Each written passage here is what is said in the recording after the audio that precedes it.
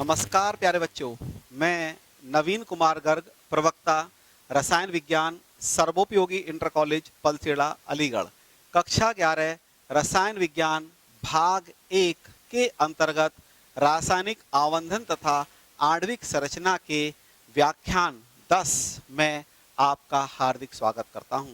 प्यारे बच्चों, यह व्याख्यान इस अध्याय का अंतिम व्याख्यान होगा।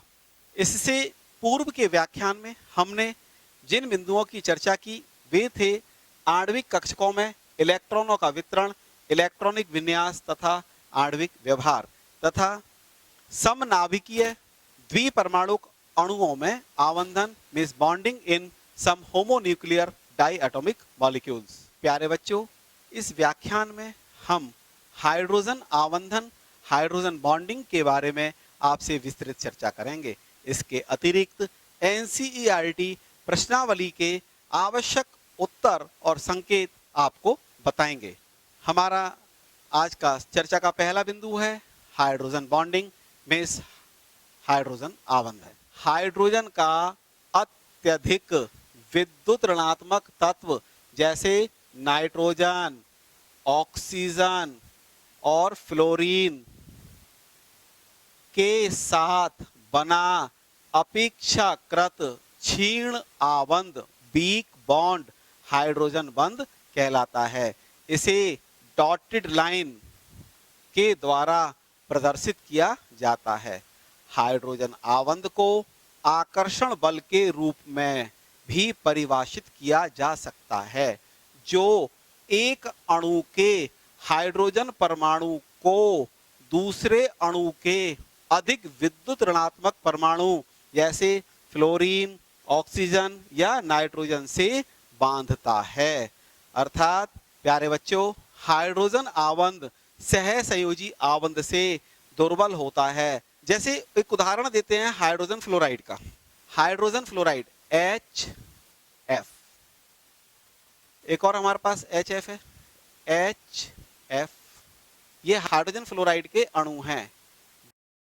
अब परिभाषा कहती है हाइड्रोजन का अधिक विद्युत ऋणात्मक तत्व के साथ बना अपेक्षाकृत क्षीण बंध हाइड्रोजन बंध कहलाता है।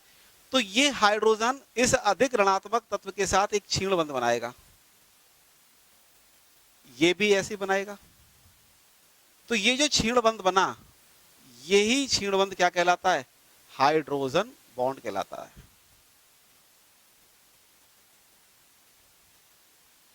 हाइड्रोजन आबंध दो परमाणुओं के बीच एक ब्रिज का यानी सेतु का कार्य करता है, जो एक परमाणु को सहसंयोजक आबंध मींस कोवलेंट बॉन्ड और दूसरे परमाणु को हाइड्रोजन आबंध मींस हाइड्रोजन बॉन्ड के द्वारा जोड़कर रखता है। यह चित्र में देख सकते हैं कि जो हाइड्रोजन बॉन्ड है वो किसका काम करता है? ब्रिज का काम करता है, एक सेतु का काम करता है, पुल का कार्य करता है। जहां पर एक तरफ क्या है, कोवलेंट बॉन्ड के द्वारा परमाणु लगा हुआ है और दूसरी तरफ इससे क्या हुआ है कि हाइड्रोजन बॉन्ड के द्वारा परमाणु लगा हुआ होता है। हाइड्रोजन आबंध बनने का कारण, the cause of formation of hydrogen bond. Hydrogen bond कैसे बनता है? जब हाइड्रोजन परमाणु किसी प्रबल विद्युत ऋणात्मक तत्व X से आबंधित होता है तो साझे का इलेक्ट्रॉन युग्म हाइड्रोजन परमाणु से दूर हो जाता है, जिसके परिणाम स्वरूप हाइड्रोजन परमाणु दूसरे परमाणु यानी X के सापेक्ष कैसा हो जाता है? अत्यधिक विद्युत धनात्मक हो जाता है। क्योंकि इलेक्ट्रॉन X परमाणु की ओर स्थानांतरित हो जाते हैं, ट्रांसफर हो जाते हैं, इसलिए हाइड्रोजन परमाणु पर आंशिक रूप से धनावेश आ जाता है तथा X परमाणु पर आंशिक रूप से ऋणावेश आ जाता है। अतः इससे एक द्विध्रुवी अणु यानी पोलर मॉलिक्यूल प्राप्त होता है, जिसके बीच में स्थिर वैद्युत बल होता है। हाइड्रोजन पर आंशिक रूप से धनावेश यानी जो हाइड्रोजन परमाणु है इस पर आंशिक रूप से धनावेश आ जाता है और जो X परमाणु है उस पर आंशिक रूप से ऋणावेश आ जाता है। इस प्रकार हाइड्रोजन परमाणु पर आंशिक धनावेश और हाइड्रोजन परमाणु पर आंशिक ऋणावेश आ जाता है। इस प्रकार यहाँ पर क्या है, एक पोलर मॉलिक्यूल हमें मिल जाता है। जहाँ पोलर मॉलिक्यूल होता है तो इसके बीच में क्या होता है, एक फोर्स ऑफ अट्रैक्शन लगता है, जिसे स्थिर वैद्युत आकर्षण बल कहते हैं। तो ये हाइड्रोजन बॉन्ड बनने का कारण होता है। हाइड्रोजन आवंत का परिमाण यौगिक की भौतिक अवस्था पर निर्भर करता है। ठोस अवस्था में हाइड्रोजन बॉन्डिंग मैक्सिमम होती है और गैसीय अवस्था में न्यूनतम होती है, और द्रव अवस्था में यह दोनों के मध्य होती है। हाइड्रोजन आवंत यौगिकों की संरचना और गुणधर्मों को प्रबलता से प्रभावित करते हैं। हाइड्रोजन आवंतों का प्रकार, टाइप्स ऑफ हाइड्रोजन बॉन्ड्स। प्यारे बच्चों, हाइड्रोजन आवंत दो प्रकार के होते हैं। पहला होता है अंतर अणुक hydrogen bond, means intermolecular hydrogen bond, और दूसरा होता है अंतरा अणुक हाइड्रोजन आवंत, इंट्रामॉलिक्यूलर हाइड्रोजन बॉन्ड। इन दोनों प्रकार के हाइड्रोजन आवंतों की हम विस्तृत चर्चा आपसे कर रहे हैं। अंतर अणुक हाइड्रोजन आवंत मीन्स इंटरमॉलिक्यूलर हाइड्रोजन बॉन्ड। प्यारे बच्चों, जब हाइड्रोजन आवंत दो समान अथवा विभिन्न यौगिकों के अलग अलग परमाणुओं के मध्य बनता है तो हम कहते हैं कि वहां अंतर अणुक हाइड्रोजन बंध होता है। जैसे HF अणु, HF का दूसरा अणु, HF का एक और अणु। अब हाइड्रोजन का अधिक विद्युत ऋणात्मक तत्व के साथ बना अपेक्षाकृत क्षीणबंध हाइड्रोजन बंध होता है। अब इसमें क्या है कि एक ही प्रकार के अणु हमने लिए हुए हैं और इन अणुओं के मध्य हाइड्रोजन बॉन्ड बनेगा। कैसे बनेगा, चित्र से देखेंगे। ये हाइड्रोजन इस फ्लोरीन के साथ क्या बनाएगा, एक क्षीण बॉन्ड बनाएगा। इसी प्रकार ये भी बनाएगा। तो ये जो बॉन्ड है यहां पर, इसको कहेंगे इंटर मॉलिक्यूलर हाइड्रोजन बॉन्ड। दूसरा एग्जांपल है अल्कोहल का।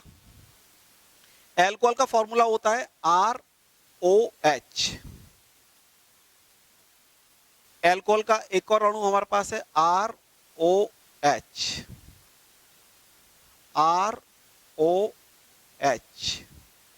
इस प्रकार अल्कोहल का H अल्कोहल के दूसरे अणु के अधिक विद्युत ऋणात्मक तत्व O के साथ एक क्षीण बॉन्ड बना रहा है। इसी प्रकार ये बना रहा है। तो ये जो बॉन्ड होगा यहां पर क्या कहलाएगा, intermolecular hydrogen bond. Intermolecular hydrogen bond ये एक ही प्रकार के अणुओं के मध्य बन रहा है। अगला एग्जांपल है H2O यानी जल। HOH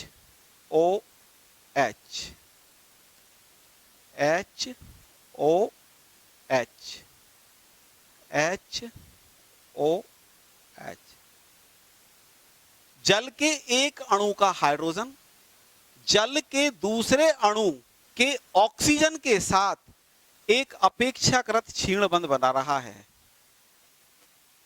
ये बॉन्ड फॉर्मेशन क्या कहलाएगा यहां पर, इंटर मॉलिक्यूलर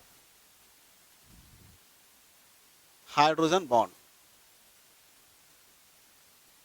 यह हाइड्रोजन बंध भी एक ही प्रकार के अणुओं के मध्य बन रहा है। अगला एग्जांपल है अमोनिया।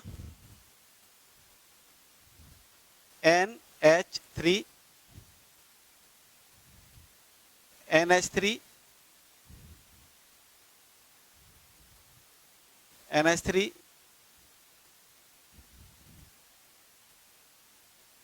अमोनिया के एक अणु का हाइड्रोजन अमोनिया के दूसरे अणु के अधिक विद्युत ऋणी तत्व नाइट्रोजन के साथ अपेक्षाकृत क्षीण बंध बनाता है।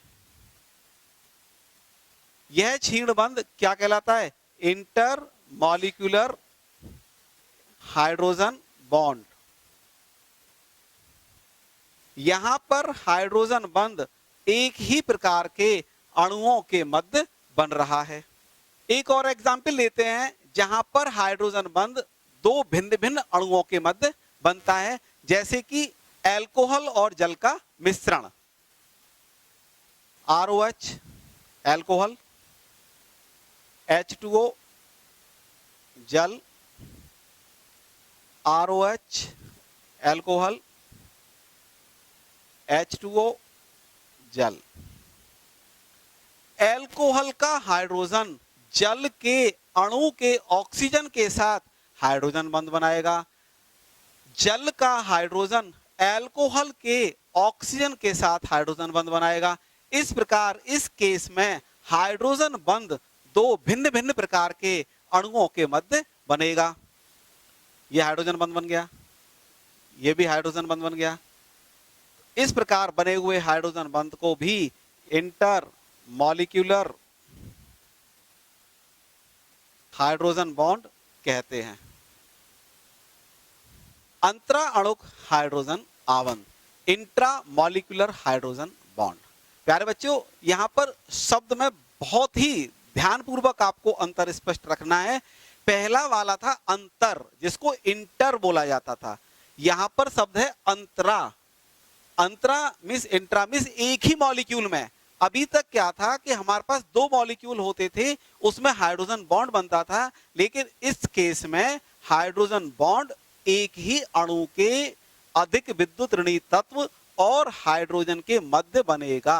अर्थात ये आवंत एक ही अणु में उपस्थित हाइड्रोजन परमाणु और अधिक विद्युत ऋणात्मक परमाणु जैसे फ्लोरीन, ऑक्सीजन, नाइट्रोजन के मध्य बनते हैं। एग्जाम्पल देखते हैं ऑर्थो नाइट्रोफिनॉल का।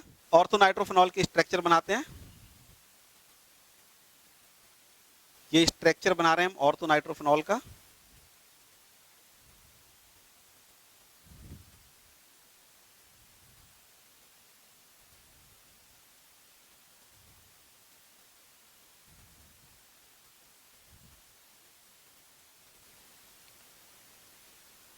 ये OH ग्रुप फिनॉल को इंडिकेट कर रहा है।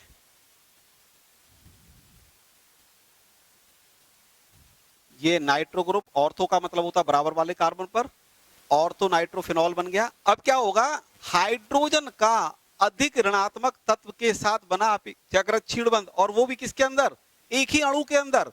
तो ये हाइड्रोजन ऑक्सीजन के साथ एक अपेक्षाकृत क्षीणबंध बनाएगा, और वो भी एक ही अणु के अंदर। किस प्रकार, देखिए ये हाइड्रोजन बंध क्या कहलाएगा, इंट्रा मॉलिक्यूलर हाइड्रोजन बॉन्ड। प्यारे बच्चों, अंतरा अणुक हाइड्रोजन बंध का एक और उदाहरण आपको बताते हैं। उदाहरण है सैलिसिलिक अम्ल। सैलिसिलिक अम्ल में क्या होता है कि जो बेंजीन न्यूक्लियस होता है, इस बेंजीन न्यूक्लियस से एक OH और दूसरा COOH और तो स्थिति में जुड़े हुए होते हैं। क्या नाम है इसका, सैलिसाइलिक एसिड या सैलिसिलिक एसिड भी बोल देते हैं, सैलिसिलिक अम्ल या सैलिसाइलिक एसिड। अब क्या होगा, इस हाइड्रोजन का इस ऑक्सीजन के साथ एक अपेक्षाकृत क्षीणबंध बनेगा और एक ही अणु के अंतर्गत बनेगा। इस हाइड्रोजन और ऑक्सीजन के बीच में एक क्या बना, ये इंट्रा मॉलिक्यूलर हाइड्रोजन बॉन्ड। तो यहां पर जो हाइड्रोजन बंध बन रहा है वो एक ही अणु के मध्य बन रहा है, तो इसको क्या कहेंगे, अंतरा अणुक हाइड्रोजन बंध। एक और एग्जाम्पल देखते हैं, सैलिसल्डिहाइड। इसमें क्या होता है कि जो बेंजीन रिंग होती है, इससे एक OH और एक CHO ग्रुप जुड़ा होता है। इसका नाम क्या है, सैलिसल्डिहाइड। अब क्या होता है कि इस हाइड्रोजन का इस ऑक्सीजन के साथ एक अपेक्षाकृत क्षीणबंध बनता है। यह क्षीणबंध क्या कहलाता है, इंट्रा मॉलिक्यूलर हाइड्रोजन बॉन्ड। किसका एग्जाम्पल है, हाइड्रोजन आवंत का महत्व, importance of the hydrogen bond. प्यारे बच्चों, लकड़ी के रेशे हाइड्रोजन बंध के कारण कैसे हो जाते हैं, कड़े हो जाते हैं। आप लोगों ने लकड़ी देखी होगी, उसके जो रेशियो होते हैं वो हाइड्रोजन बॉन्डिंग के कारण ही कैसे हो जाते हैं, कड़े यानी टफ हो जाते हैं। कपास यानी कॉटन, सिल्क तथा कृत्रिम रेशों में भी हाइड्रोजन बंध के कारण ही कड़ापन और तन्यता आती है। मीन्स क्या है कि हाइड्रोजन बंध वहां पर जब बन जाते हैं तो जो रेशे हैं उनमें क्या आ जाती है, एक तो टफनेस हो जाती है, वो रफ एंड टफ हो जाते हैं, और दूसरा उसमें क्या है, एक डक्टिलिटी आ जाती है। प्यारे बच्चों, सभी जीवित पदार्थों में हाइड्रोजन बंध उपस्थित होते हैं। प्रोटीन की संरचना भी हाइड्रोजन बंध के कारण होती है। हाइड्रोजन बंध अनेक पदार्थों की विलेयता मींस सॉल्युबिलिटी को, क्वथनांक बॉइलिंग पॉइंट्स को, गलनांक मेल्टिंग पॉइंट्स को क्या करता है, निश्चित करता है। प्यारे बच्चों, एक प्रश्न पूछा जाता है कि अल्कोहल का क्वथनांक संगत ईथर के क्वथनांक से अधिक होता है। क्यों? क्योंकि अल्कोहल में हाइड्रोजन बंध बनते हैं, ईथर में हाइड्रोजन बंध नहीं बनते हैं। तो अल्कोहल का क्वथनांक हाइड्रोजन बंध की उपस्थिति के कारण संगत ईथर से कैसा होता है, अधिक होता है। बर्फ ठोस क्यों होती है? बर्फ ठोस हाइड्रोजन बंध की उपस्थिति के कारण होती है, क्योंकि जल के अणु हाइड्रोजन बंध के कारण आपस में जुड़ जाते हैं। प्यारे बच्चों, एनसीईआरटी एक्सरसाइज के प्रश्नों की चर्चा आपसे करते हैं। हमने एनसीईआरटी का प्रश्न नंबर 4.36 और 4.40 को एक साथ लिखा है चर्चा के लिए। प्रश्न है, निम्नलिखित स्पीसीज के आपेक्षिक स्थायित्व की तुलना कीजिए और उनके चुंबकीय गुण इंगित कीजिए, जिसमें O2+ आयन, O2- आयन और O2-2 आयन है। यानी यहाँ पर ऑक्सोनियम आयन है, यहाँ देखा जाए तो आपके पास सुपर ऑक्साइड आयन है और परऑक्साइड आयन है। दूसरा प्रश्न है, निम्नलिखित में आवंत कोटि का परिकलन कीजिए, O2, O2+ और O2-। हम इन दोनों प्रश्नों के उत्तर की आपसे चर्चा करते हैं। प्यारे बच्चों, ऑक्सीजन का परमाणु क्रमांक कितना होता है? 8। और इसका जो इलेक्ट्रॉनिक विन्यास है वो कितना होता है? ऑक्सीजन का 1s2 2s2 2p4, और दूसरा ऑक्सीजन होगा उसके भी कितने होंगे? 1s2 2s2 और 2p4। ये ऑक्सीजन के परमाणु मिलकर क्या बनाएंगे? ऑक्सीजन का अणु बनाएंगे। तो ऑक्सीजन अणु का इलेक्ट्रॉनिक विन्यास कितना होगा? ऑक्सीजन अणु का इलेक्ट्रॉनिक विन्यास होगा sigma 1s2, sigma star 1s2, sigma 2s2, sigma star 2s2, sigma 2pz2, पाई 2px2, pi 2py2, pi star 2px1, पाई स्टार 2py1 और सिग्मा स्टार 2pz0। शॉर्ट रूप में लिख सकते हैं इसको के sigma 2s2, sigma star 2s2, pi 2px2, pi 2py2, sigma 2pz2, pi star 2px1, पाई star 2py1, sigma star 2pz0। अब इसमें बॉन्डिंग इलेक्ट्रॉन कितने हैं? बॉन्डिंग इलेक्ट्रॉन काउंट करें, 2 4 6 8। बॉन्डिंग इलेक्ट्रॉन कितने हैं इसमें? 8।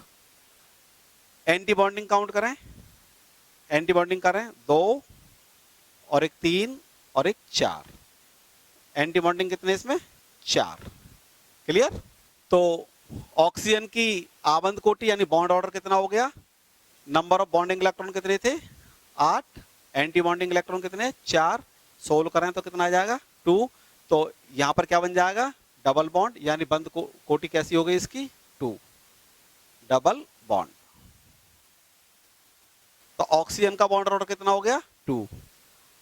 ऑक्सीजन में अयुग्मित इलेक्ट्रॉन कितने हैं देखते हैं। ऑक्सीजन में 1 और एक 2। अयुग्मित इलेक्ट्रॉन कितने हैं? 2। तो ऑक्सीजन में अयुग्मित इलेक्ट्रॉन कितने हैं? 2। जब अयुग्मित इलेक्ट्रॉन 2 हैं तो ये नेचर कैसी होगी? पैरामैग्नेटिक।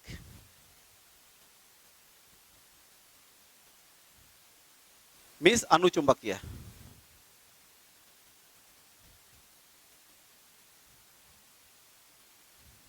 O2 positive. देखिए, जब किसी अणु में से एक इलेक्ट्रॉन निकल रहा है तो दोनों परमाणुओं के संयुक्त इलेक्ट्रॉनों में से एक इलेक्ट्रॉन निकलेगा तो पॉजिटिव साइन आएगा। तो यहां पर क्या है कि ऑक्सीजन जो अणु था O2, उसमें से एक इलेक्ट्रॉन निकल गया, तो एक इलेक्ट्रॉन सबसे बाहर वाली आणविक कक्षक से बाहर निकलेगा। तो ऑक्सीजन का इलेक्ट्रॉनिक विन्यास क्या था? ऑक्सीजन का इलेक्ट्रॉनिक विन्यास तो आपने पढ़ा 1s2 2s2 2p4, और दूसरा वाला ऑक्सीजन है इस पर भी 1s2 2s2 2p4। अब O2 पर कुल मिलाकर कितने इलेक्ट्रॉन है? 16। और O2 पॉजिटिव पर कितने हो जाएंगे? एक इलेक्ट्रॉन बाहर निकल गया तो कितने रह जाएंगे? 15। इसका अभिप्राय क्या है? इसका अभिप्राय यह है कि O2 पॉजिटिव जब बनेगा एक इलेक्ट्रॉन बाहर निकल जाएगा। तो इसका इलेक्ट्रॉनिक कॉन्फ़िगरेशन क्या होगा O2 पॉजिटिव का? Sigma 1s2, sigma star 1s2, sigma 2s2, sigma star 2s2, sigma 2pz2, पाई 2px2, pi 2py2, pi star 2px1, pi star 2py0। Oxygen में क्या था? यहाँ एक इलेक्ट्रॉन था क्योंकि 16 इलेक्ट्रॉन थे। अब ये अंतिम वाला इलेक्ट्रॉन यहां से निकल गया, तो अब यहाँ पर कितने इलेक्ट्रॉन हो गए आपके पास? 15 है। तो इसको हम लिख सकते हैं के sigma 2s2, sigma star 2s2, pi 2px2, pi 2py2, sigma 2pz2, pi star 2px1 और पाई स्टार 2py0। अब यहाँ पर बॉन्डिंग इलेक्ट्रॉन काउंट करते हैं। तो बॉन्डिंग इलेक्ट्रॉन कितने हैं यहाँ पर? बॉन्डिंग इलेक्ट्रॉन गिनिए। 2, 4, 6, 8। एंटी बॉन्डिंग इलेक्ट्रॉन काउंट कीजिए। 2 और एक 3।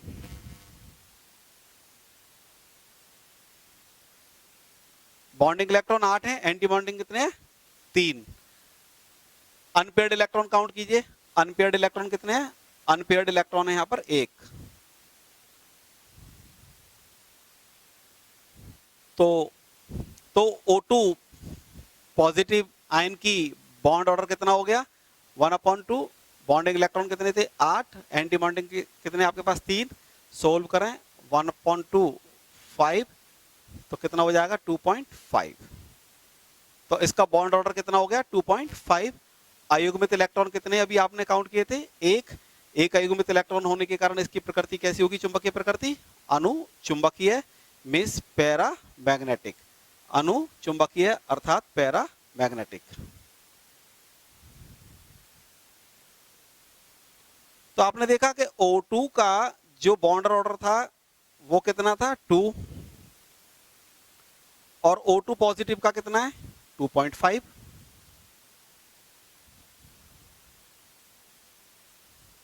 O2 नेगेटिव, O2 नेगेटिव का मतलब है सुपर ऑक्साइड आयन है ये। यहां पर एक इलेक्ट्रॉन बाहर से एंट्री कर रहा है, तो ऑक्सीजन का जो इलेक्ट्रॉनिक विन्यास है 1s2, 2s2, 2p4, और दूसरे ऑक्सीजन का इलेक्ट्रॉनिक विन्यास भी कितना था? 1s2, 2s2 और 2p4। इन दोनों से मिलकर ऑक्सीजन अणु बना और इसमें इलेक्ट्रॉन कितने थे? 16। अब एक इलेक्ट्रॉन बाहर से आ गया। एक इलेक्ट्रॉन बाहर से आने का मतलब हो गया कि 16 + 1 बराबर इलेक्ट्रॉन कितने हो गए? 17। 17 इलेक्ट्रॉन हो गए। तो इलेक्ट्रॉनिक कॉन्फ़िगरेशन O2 माइनस का बनेगा, सुपर ऑक्साइड आयन का बनेगा sigma 1s2, sigma star 1s2, sigma 2s2, sigma star 2s2, sigma 2pz2, पाई 2px2, पाई 2py2, पाई star 2px2, pi star 2py1। देखिए O2 के केस में यहाँ पर एक एक इलेक्ट्रॉन था। अब एक अतिरिक्त इलेक्ट्रॉन आ गया, तो अतिरिक्त इलेक्ट्रॉन क्या होगा? हुंड के नियम के अनुसार एक एक करके इलेक्ट्रॉन प्रवेश करेंगे। तो पहले एक यहाँ आया, फिर एक यहाँ पर आया, फिर दूसरा यहाँ पर आया। तो इस प्रकार क्या हो जाएगा? पाई स्टार 2px2 और पाई स्टार 2py1। इसको हम दूसरे रूप में लिख सकते हैं के sigma 2s2, sigma star 2s2, pi 2px2, pi 2py2, sigma 2pz2, pi star 2px2, pi star 2py1 और सिग्मा स्टार 2pz0। तो यहाँ पर number of bonding electron count कीजिए। नंबर ऑफ बॉन्डिंग इलेक्ट्रॉन कितने हैं? 2, 4, 6, 8। Number of anti bonding electron count कीजिए। Number of anti bonding electron कितने हैं? 2 और 2 4 और 1 5। अनपेयर्ड इलेक्ट्रॉन काउंट कीजिए। अनपेयर्ड इलेक्ट्रॉन देखिए यहां तो कोई है ही नहीं, यहां पर एक अनपेयर्ड इलेक्ट्रॉन है। अनपेयर्ड इलेक्ट्रॉन कितना है? 1। तो O2 माइनस की आवंत कोटि यानी बॉन्ड ऑर्डर कितना हो गया? 1/2। बॉन्डिंग इलेक्ट्रॉन 8 और एंटी बॉन्डिंग 5। Anti bonding 5। तो सोल्व करके कितना आ जाएगा? 1/2 × 3 और सोल्व करके आ जाएगा 1.5। यानी इसका बॉन्ड ऑर्डर कितना हो गया? 1.5।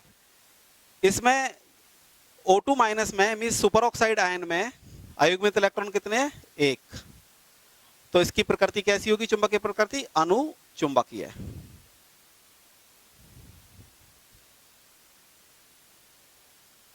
तो अभी हमने देखा O2 का बॉन्ड ऑर्डर कितना था? 2। O2 पॉजिटिव का कितना था बॉन्ड ऑर्डर?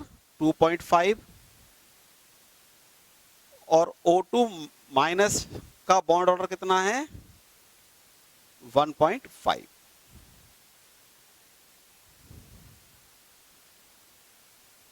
क्लियर हो रहा है।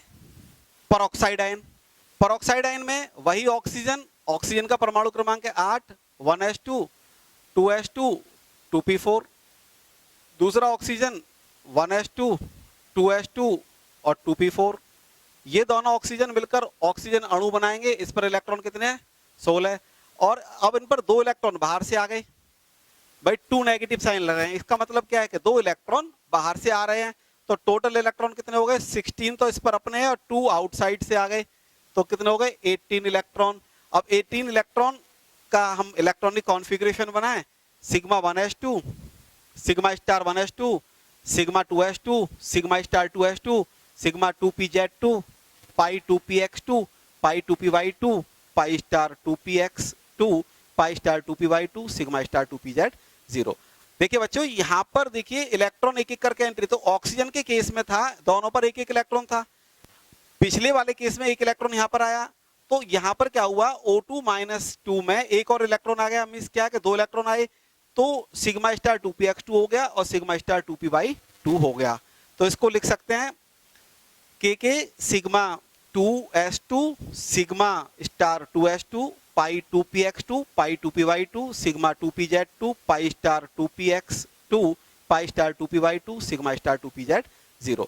अब इसमें number of bonding electron count कीजिए। नंबर ऑफ बॉन्डिंग इलेक्ट्रॉन कितने हैं 2 4 6 8। Number of anti bonding electron count कीजिए। Number of anti bonding electron कितने 2 4 6। अनपेयर्ड इलेक्ट्रॉन काउंट कीजिए।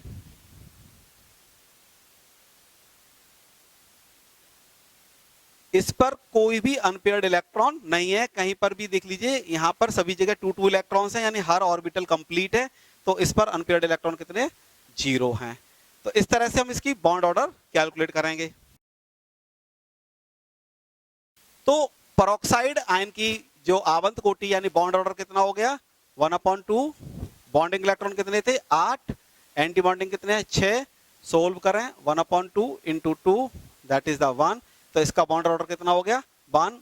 तो ये सिंगल बॉन्ड बन गया। यहाँ पर अयुग्मित इलेक्ट्रॉन कितने हैं 0, और चुंबकीय प्रकृति कैसी होगी जब 0 अयुग्मित इलेक्ट्रॉन है तो प्रति चुंबकीय, डाया मैग्नेटिक। तो फाइनली हम देखें ऑक्सीजन का बॉन्ड ऑर्डर कितना है 2, O2 प्लस का बॉन्ड ऑर्डर कितना है 2.5, O2 माइनस का बॉन्ड ऑर्डर कितना है 1.5 और O2 -2 का बॉन्ड ऑर्डर कितना है, इसका बॉन्ड ऑर्डर है 1। तो इस प्रकार हमने चारों स्पीसीज के बॉन्ड ऑर्डर कैलकुलेट कर लिए और सभी की हमने आपको चुंबकीय प्रवृत्ति भी बता दी। इसके अतिरिक्त सभी में अयुग्मित इलेक्ट्रॉन भी आपको बताए। प्यारे बच्चों इस व्याख्यान में हमने हाइड्रोजन आवंधन के बारे में जाना तथा एनसीईआरटी एक्सरसाइज के प्रश्नों के कुछ आवश्यक संकेत और हल आपको बताए। प्यारे बच्चों इस व्याख्यान से संबंधित एक प्रश्न आपको गृह कार्य के रूप में दिया जा रहा है। प्रश्न है हाइड्रोजन आवंत की परिभाषा दीजिए। यह वान डेर वाल बलों की अपेक्षा प्रबल होते हैं अथवा दुर्बल, ये आपको बताना है। अगले व्याख्यान में हम आपके समक्ष एक नया अध्याय लेकर उपस्थित होंगे। इस व्याख्यान में इतना ही। धन्यवाद।